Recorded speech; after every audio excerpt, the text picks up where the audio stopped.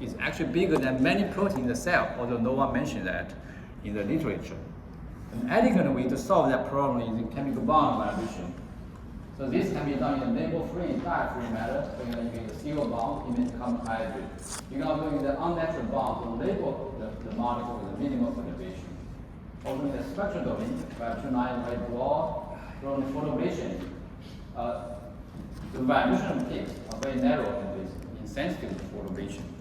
So this has been a nice dream for many decades, but it was considered to be impossible because the signal from this chemical bond vibration is weaker than the emission from dye by many orders of magnitude, right?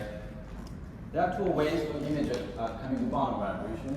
One is based on spontaneous Raman scattering, measure polarizability, and the other measure mid-infrared absorption, measure trifle transition. Yet the Raman has a very small cross-section, and 130, so this limits the speed and sensitivity for imaging purpose. Mid-infrared absorption has a much bigger cross-section, but the spatial resolution is only a few microns.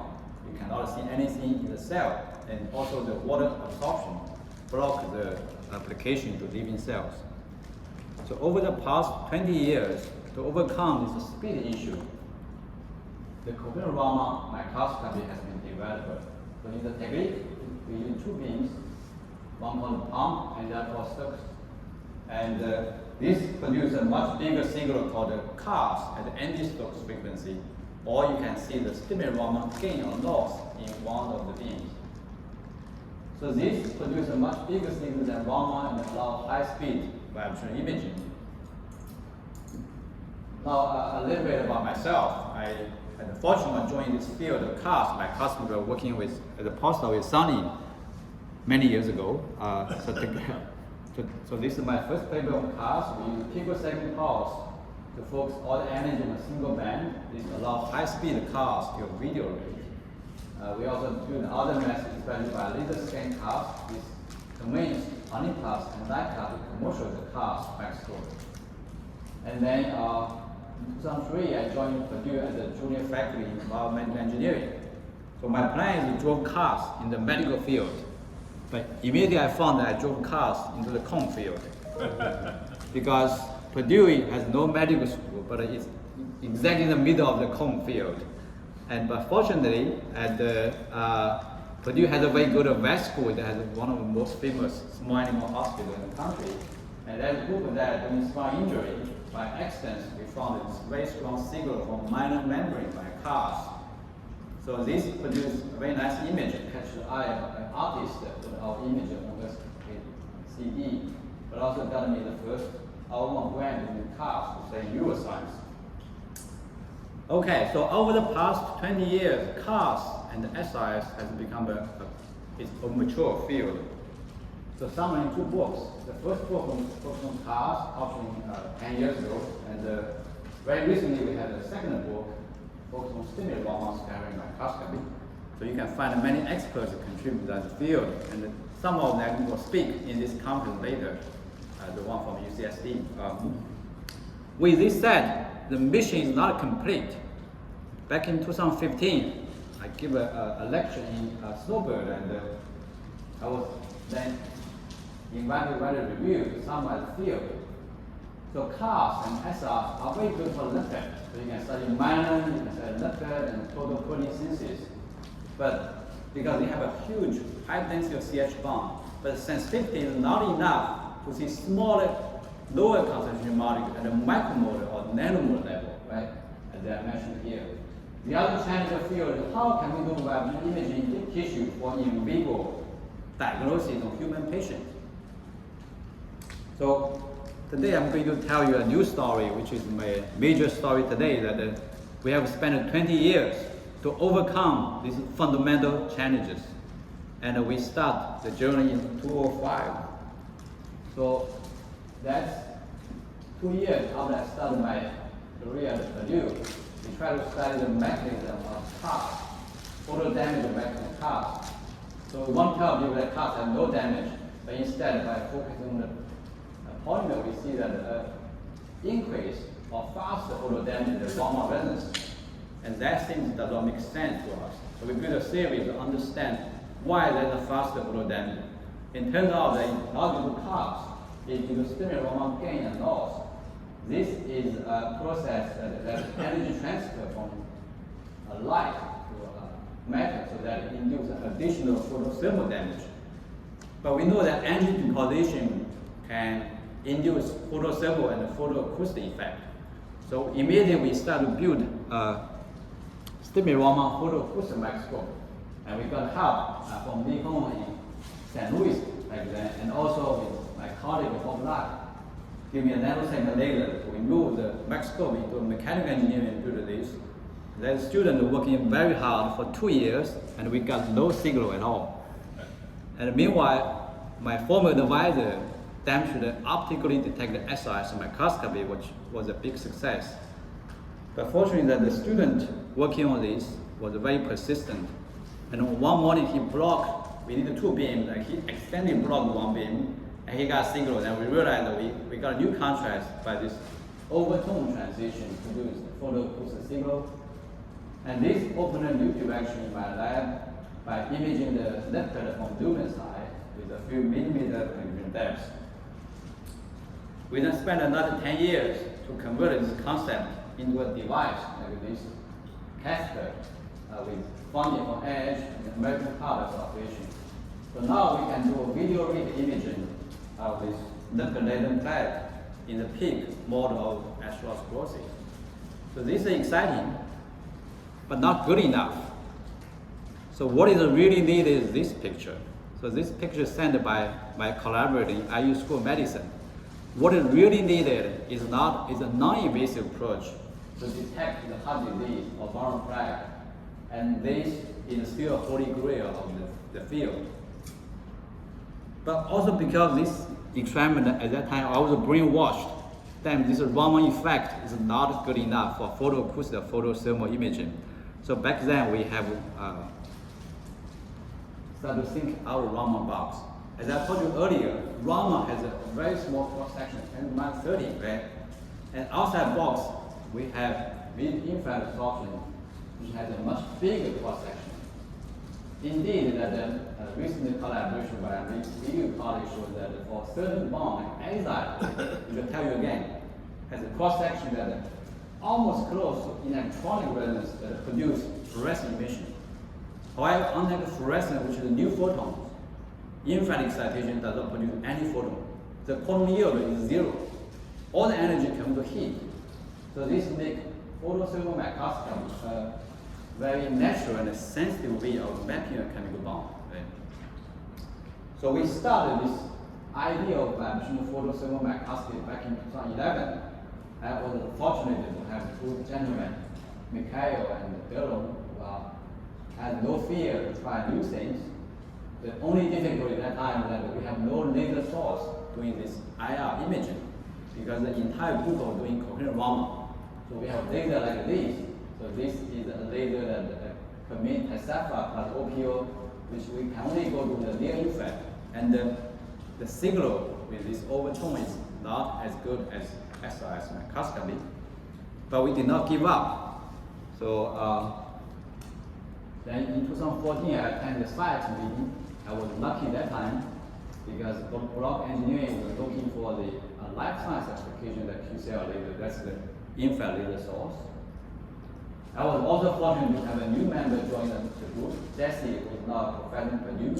So he taught us how to using a casting green objective, that's the IR objective.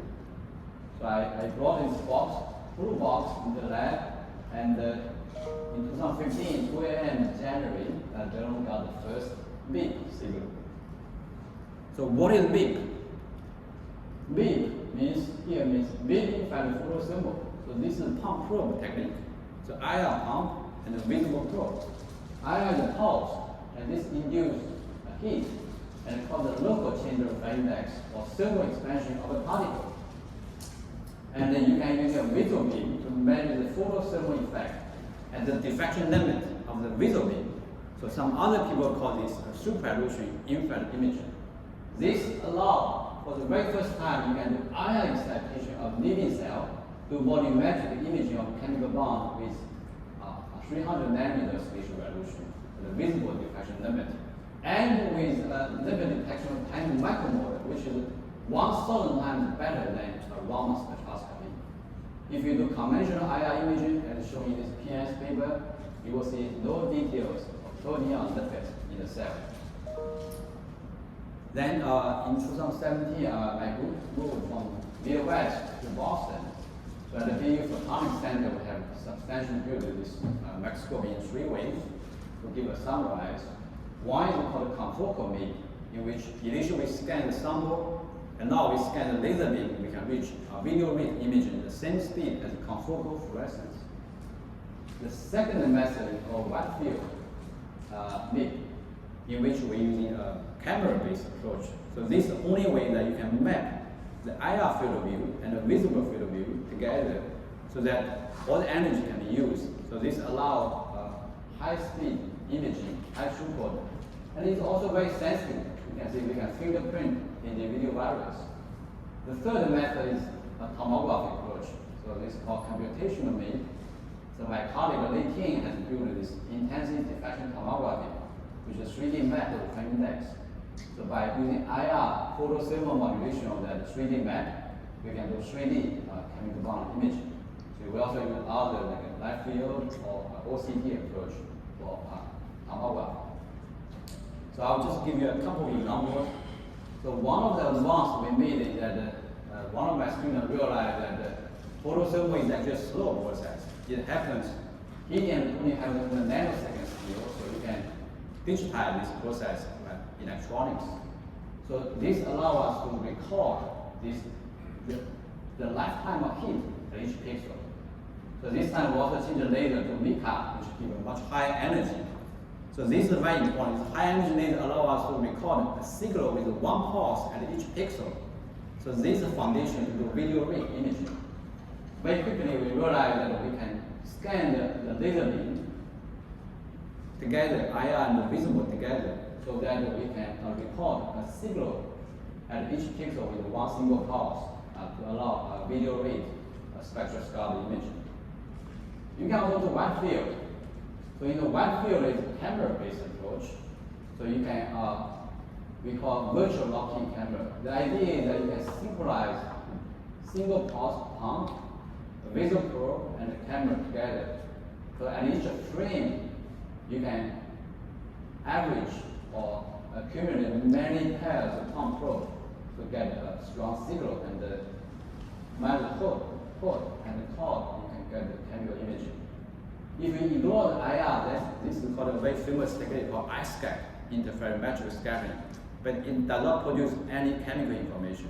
So together with IR, we can do chemical imaging.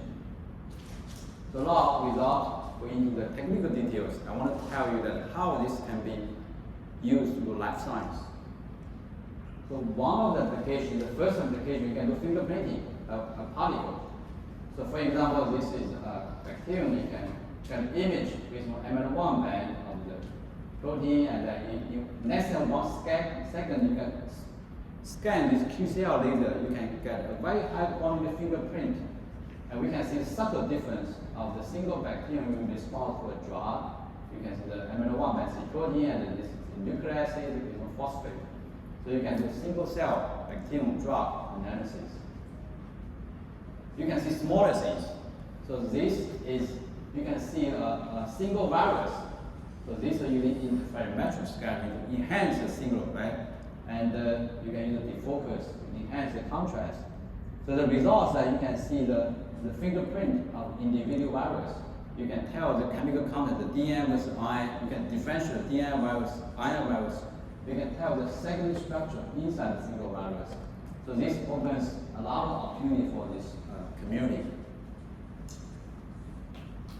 Also, you can couple with fluorescence, because we have the IR pump and the visible probe. You can visible probe to do fluorescence to see the location of the protein aggregates.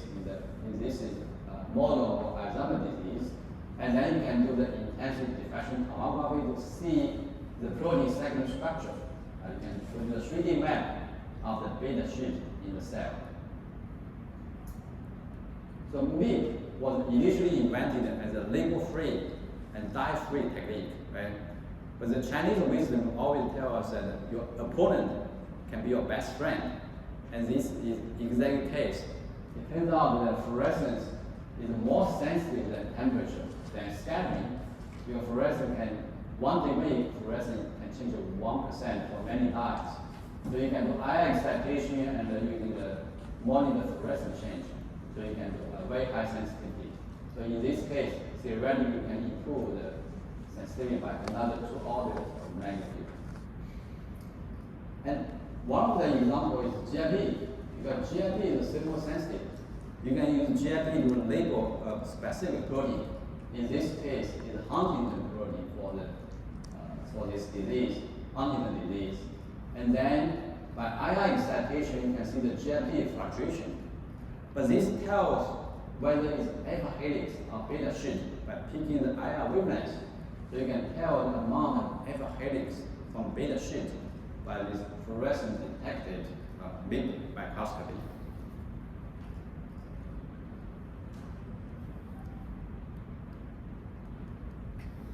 So this is a very elegant approach because we couple the strength of fluorescence, which tell you which organelle you are studying, and the strength of chemical microscopy, which tell you the chemical content and the structure information of molecules.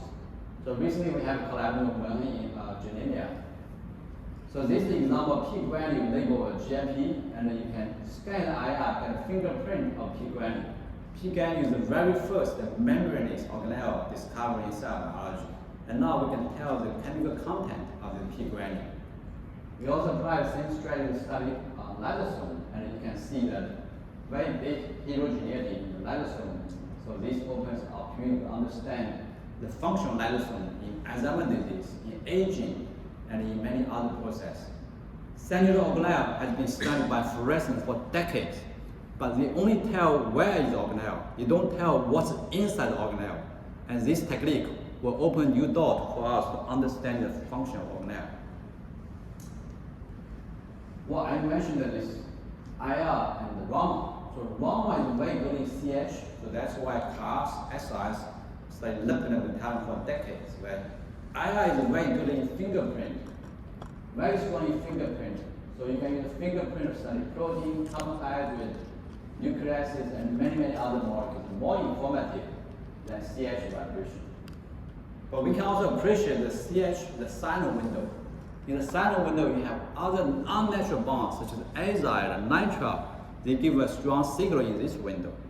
In other words, we now can using this chemical bond as a GPS to monitor molecules, right, with minimal perturbation, because the size of a chemical bond is 1 angstrom, which is 1 million times smaller than a di molecule. We are not the first to think of this, right? There's in 2021, the Nobel Prize in Chemistry was given to click chemistry. In this method, the azide is used to label a sugar. They go into cells, they do the biochemistry, make a glycan. Then clicker reaction is used to link this to a dye for visualization.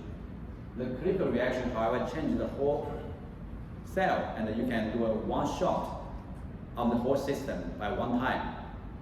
If we can directly detect the azide, then we can monitor the spatial temporal dynamics of this process in live cells. The azide indeed give a very strong signal in the IR in this window. So we made a molecule called a DoubleTree hollows. So this is a molecule that the micromembrane in this mycobacteria, which is an auto system of TB infection. So now we can visualize the spatial temporal dynamics. In 1 hour, you go into cells. In 2 hours, you go to cell membrane. In 4 hours, you go to pore during cell division. So this kind of spatial and temporal dynamics is not available in clinical chemistry method. But we can directly visualize the clinical reaction itself. Right? So clinical reaction means that the azide interact with this alkyne and make a new molecule. So if the clinical reaction is complete, the MIP signature disappear. So we tried this method. We use transmission protein MM2 as a reference, and we did the clinical reaction. And we did a strong fluorescence, this critical reaction chemistry method. But we still see a very strong MIP signal. So that means that the critical reaction is not complete. We did a quantitative analysis. The critical reaction efficiency is less than 50% in the cellular environment. And it is very heterogeneous from cell to cell. For some cells, we don't label at all. So it's clear that the critical free imaging is more accurate to molecules, small molecules, and we can do it in dynamically in space and time. The sensitivity help if you do SIs of this same molecule, the signal disappears at 2.4 minimum. So that's the SI sensitivity. If you do hyperspectral SI imaging, you can see the CH bond, that's very strong Raman signal, but you don't see this agile molecule, which is a much lower concentration. We can also image chemistry by this method. So here we make a substrate for this very important enzyme called the phosphatase, which is remove the phosphate from the enzyme. So if we remove the phosphate, actually the nitrogen will change the color because the local charge redistribution. So you can see that we can, because this, we can map substrate to product at the same time, and the product intensity is proportional to the enzyme activity in the living cell. And because this is vibration line very sharp, so you can do multiple easily. Right? So in this case, we image the caspase and phosphatase to study that cooperation in apoptosis in cancer cells. And you can see this nice picture of phosphatase and caspase in green sides by two colors. Now, how about we compare this with confocal fluorescence? The Hongjian in the first author of the paper make a special model. One side is the chemical bond, and the other side is NBD, the fluorescence. So we can do confocal and the MIP at the same time. The MIP without photoablation, but the confocal suffers from photoablation quickly, and they have similar signal toleration. So with this said, can we image other molecules? Right? I mentioned earlier that this GIP has revolutionized the field of bioimaging. However, it is less known that the GIP is actually bigger than many proteins in the cell. The GIP is 27 kilodalton, while the histone 2B protein is only 18 kilodalton. So actually there are many proteins cannot be studied by GIP. To address this issue without making a new protein or a vibrational protein, by using the unnatural amino acids or anti-codon suppression, we can incorporate a single bond into the protein. So this will introduce very minimal perturbation compared to the GIP molecule. Okay? So now with improved sensitivity of MIP microscopy, we actually can visualize this histone 2B protein, which is a very small protein nucleus, and this nitrite group, the MIP signal. In this image, you can see two pairs, and the ratio tells the protein conformation. We can also use these to study the transport of this H2B protein from cell to cell, and that's not possible with GIP. So this enables us to study many protein functions that the GIP cannot do. Okay, so with this said that the MIP also has its own weakness, right? Every technology. Here the weakness is that there's always a water background, even if you go to the silent window, because the water has hydrogen bonding and that's caused. But fortunately, there's a way to mitigate this background. For example, we have different thermodynamics. We can measure the water heat up and cool, slow down much slower than the signal from a small particle. So in the frequent domain, you can do high harmonic. High harmonic means fast and important. So if you do high harmonic, you can minimize the water background. There are multiple ways to further enhance the sensitivity. So we continue to work on this, but I tell you a new story that recently we back to Raman. So we have invented a new technique called steering Raman photothermal microscope. I told you very early that in steering Raman we use pump and Stokes. We do Raman gain and Raman loss. But these two are different wavelengths, so there's an energy difference. The energy difference actually goes to the vibrating excitation. So SIs can be considered the two-photon vibrational absorption process, which deposit energy and produce heat. 15 years ago, we failed photoacoustic imaging. We now found that photothermal effect is strong enough to produce a signal. The first author of the paper, Alfano, he was injured during a game, so he had 2 months to do a very important calculation based on the Fourier's law. And his calculation showed that the only within a 10 microseconds, which is the pixel dwell time for SR imaging, this in temperature rise to be a few Kelvin, and that's sufficient to produce a thermal lensing effect. So that's the temperature rise, heat accumulation can increase this thermal lensing. So based on this, we have built a new microscope, which is called SRP microscope. So this is you model both beams, or one of them, and use a third beam to measure the photothermal effect. So this signal, actually, you can digitalize this without locking. This signal can be more sensitive than SIs under certain conditions. For example, if we use a medium that enhances thermal signal, then you can see very small particles, like viral particles, which you don't see in SIs. And or you can use high energy laser, like OPI, to do this measurement. Right? So this is unpublished data which show that by using OPI high energy, you can produce a stronger signal. You can see this nipple-rich domains that with this peak, the 2870, the cholesterol CH vibration. We believe this is the first time that you can see the nipple rocks by this method, and this nanoscale of cholesterol-rich domains. So SRP really that provides three advantages compared to SIs. The first one that this is an indirect measurement by third beam, so you can do this with a noisy fiber laser, like fiber OPO or with an OPI I just showed you. The second that this is a thermal lensing measurement. You can use a low NA condenser to do this. You put a 96 watt for ease of operation. This is not doable by SIs. Also that the SRP offers much higher sensitivity in medium that produce a strong thermal lensing effect. So many tissue clearance medium like urea or glycerol actually give a strong thermal effect. So this is a volumetric imaging. You clear the green slide, so you can go layer by layer imaging, and like one stone, two birds. Right? The urea clear tissue will also enhance the seal. So this opens the door to do a 3D tissue analysis with chemical information. So with this said, I'm going to tell you the third member of the family that we recently proved, called short-wave IR infrared photothermal microscopy. So this is address the depth issue, which I mentioned to you earlier. So to do this, we go to the short-wave IR window, which is between 1 and 2500 nanometer. In this window, you have minimal scattering and minimal absorption. 3-photon fluorescence was invented by exciting at 1.7 micron, right?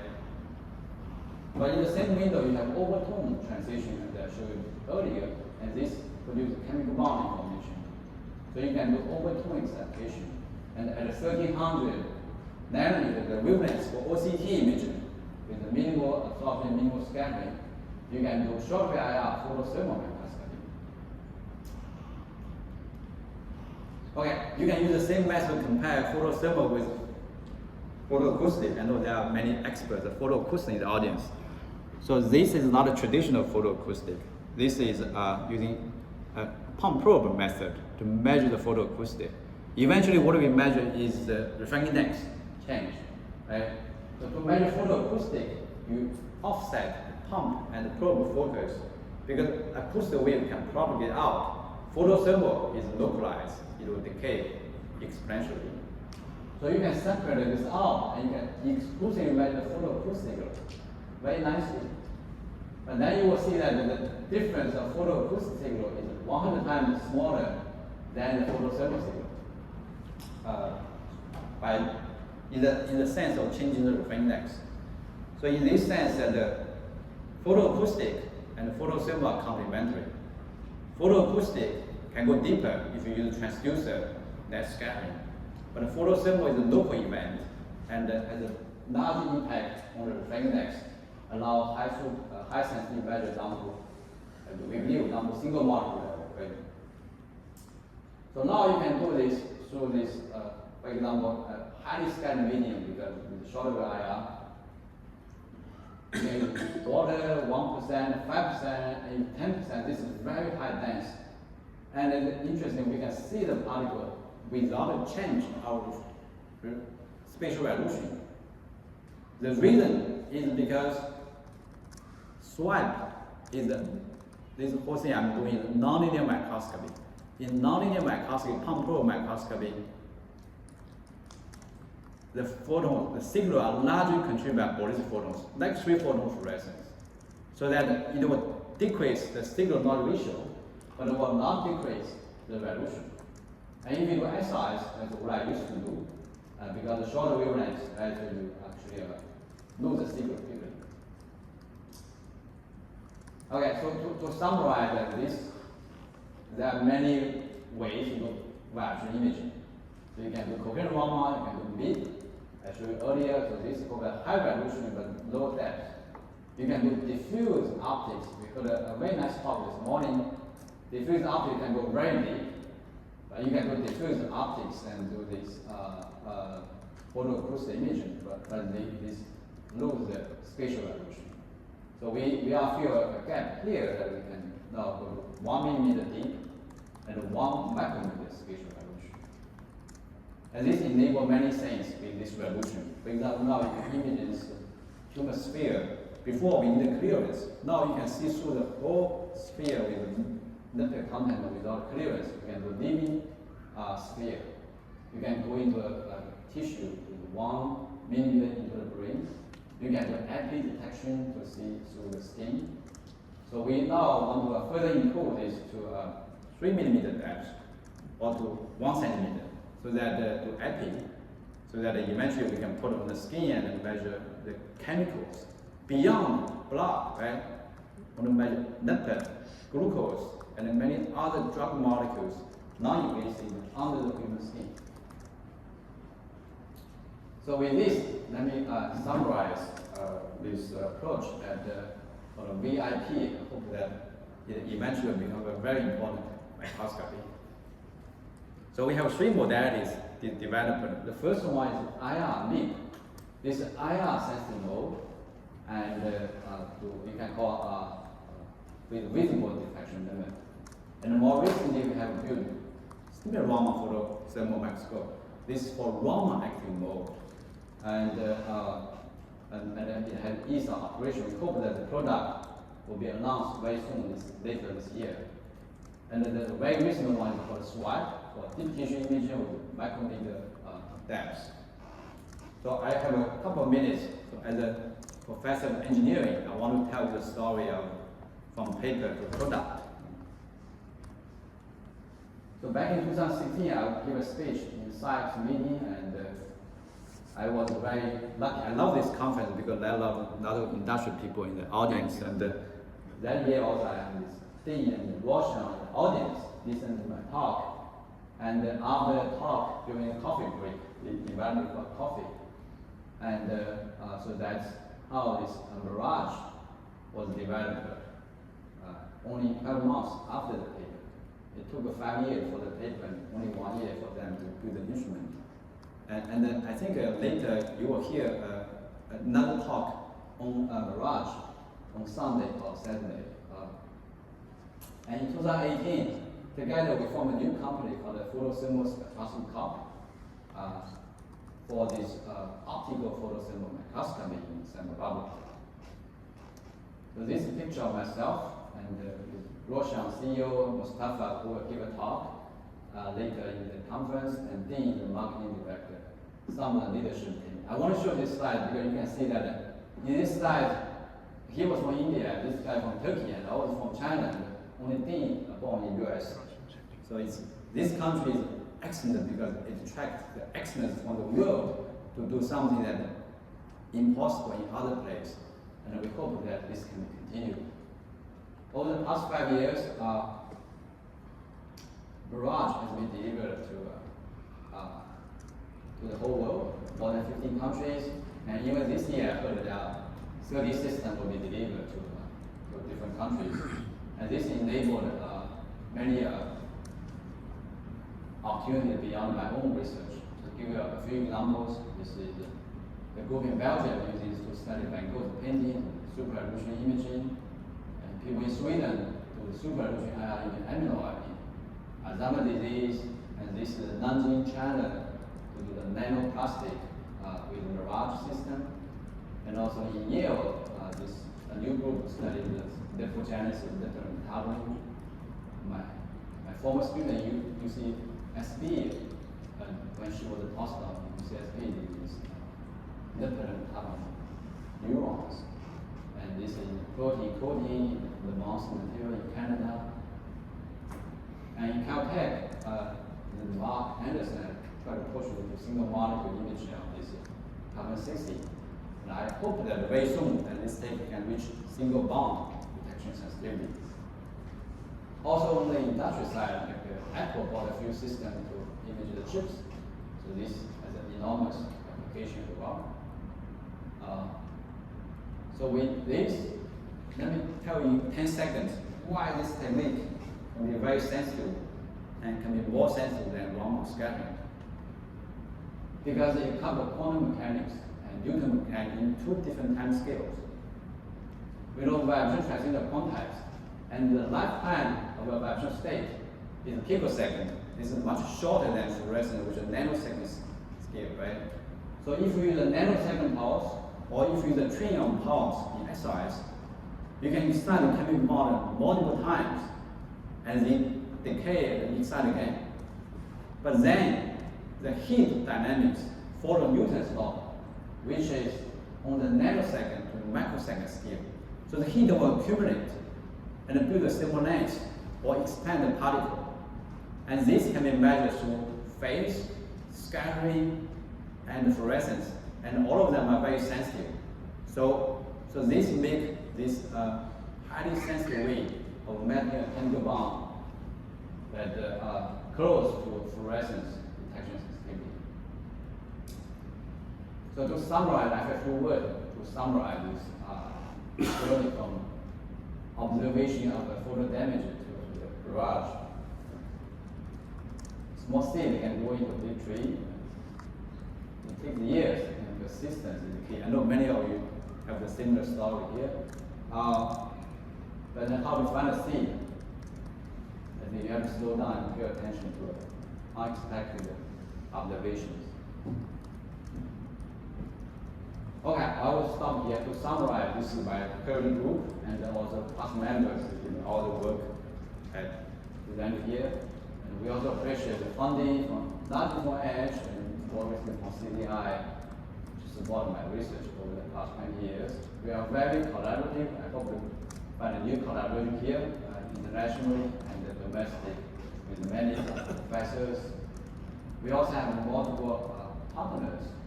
I hope I missed some of them here. So for example, we have a photo ceremony in Santa Barbara, which is the sponsor of the conference. I have another company in Suzhou who commercializes the coherent Raman microscope. And another company, Pulsera, we have photo therapy method.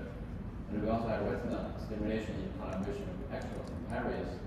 And also we work with daylight solutions. We bought many data from daylight solutions, also funded by this company. So with this, thank you very much. And I'm happy to answer questions. Excellent presentation. The talk is now open for discussion.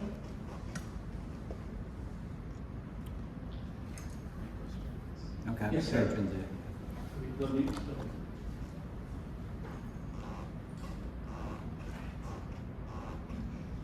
Thank you, Ji-Xin. Very nice talk. Every time I listen to your talk, I learn something new. So keep going.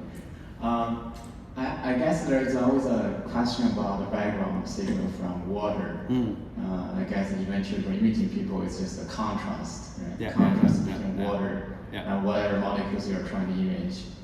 So the water is so abundant in anywhere you see. So can you comment on that? Is there... That's a good question, right? That's the final limit. Yeah, that's indeed that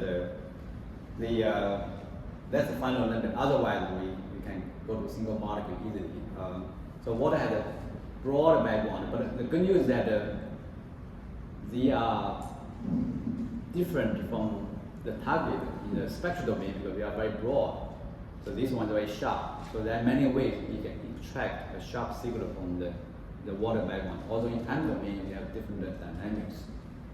So for us, it's not perfect, but it's already very good. Because before I don't have a signal. In cars, if you go to micro mode, there's no signal. So now I need a signal there, and with the background. And I think that with the advanced method, we can do a lot of things already. Any other questions? June? So, great talk, by the way.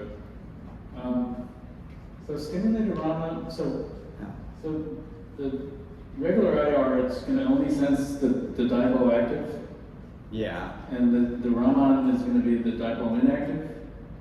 I mean, Yeah. so when, I always was curious about this though, with these experiments. Yeah. So it's only when you're doing, for example, this experiment you're doing with the IR, Yeah. you're only seeing the Raman, the dipole active molecule. And if you Yeah. did it with this. I see what you mean. Well, I'm just asking that. Yeah, that's a very good question. The IR and Raman are complementary. Indeed, even in one molecule, you don't see all the information by a single mode. That's true. So that's why you probably want to, we have to pick the right modes to push the sensitivity. For example, this azide I told you, right? Yeah, that looks symmetric, right? Or maybe I was just Misreading it. I was surprised they were able to get any signal. Yeah, that's a good question. I saw you. So azide has azide has three atoms, nitrile and nitrile here. So the middle nitrile is a positive charge because at 4 bonds, right? And these two are negative charge. So it looks like symmetric, but there's a very strong dipole between the edge and the middle. So that will be a very strong dipole. but it doesn't cancel somehow, or? Yeah, I see one of them is a dipole, and the Yeah. other one is a dipole. But in the molecule, we don't image a pure azide. The azide linked to another bond, right? So it's asymmetric. And then because charge separation, azide becomes the strongest IR signal, gives the strongest IR signal. So that's a good question. Yeah. It's asymmetric. But maybe that's a trick you could use for the vinegar water. Yeah, and then like other bond, like the CF bond, the base, that's another bond. You have a Okay. question? Yes, yeah, I have a question. Okay, so I see that you're pumping and you have a thermal yield, and then for some earlier works around about probably 1979, I saw some works that when they drive the pumping fluence up, eventually the yield after it saturates, the yield actually is going to drop down a little bit. So I'm just wondering if do you expect if you keep driving the pumping fluence up, are you going to eventually saturate that and it stays that way, or if they're going to have some kind of signal drop? Not good. I mean, you're right. We do eventually will reach a plateau because the still will diffuse stuff, right? So you pump, cooling will also happen at the same time. So you want to choose a laser that similar to the thermal decay. So for a single molecule, we want to use 1 nanosecond. And for a big one, you can use longer pulse. True, yeah. It's a dynamic process. Any additional questions? If not, let's thank the speaker again. Most importantly, I would like to present Professor Cheng with